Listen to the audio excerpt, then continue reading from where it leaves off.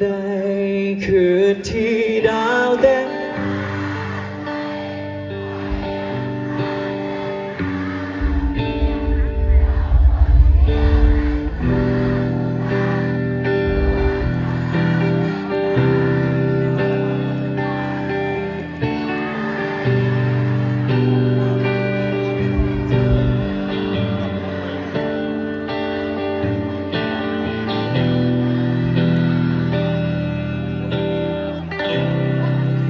ในคืนที่ดาวเต็มฟ้า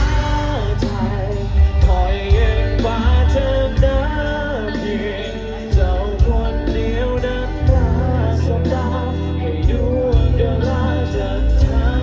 อยู่ทั้งฟ้าส่วนเป็นพายาคอยดูสิหากพวกเจ้าตลอดกาล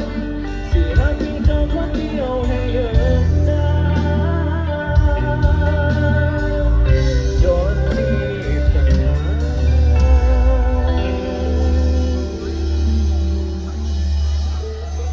ที่ผ่านเวลาขอบใจทุกคนเลยขอบใจคนไทยดีเนาะหวังว่ากันนะเอาพอกันไหมเนาะถ้าตัดสินใจไม่แน่นอนที่สำคัญขอบใจ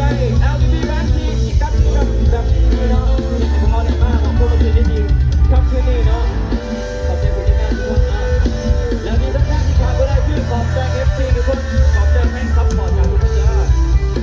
หวังว่าโอกาสหน้าเรามาเจอกันอีกเนาะ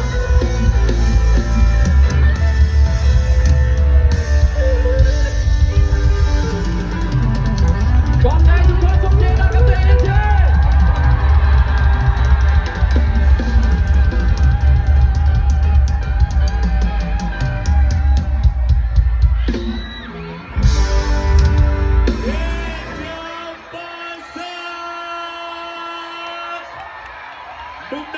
ขอบใจทุกคน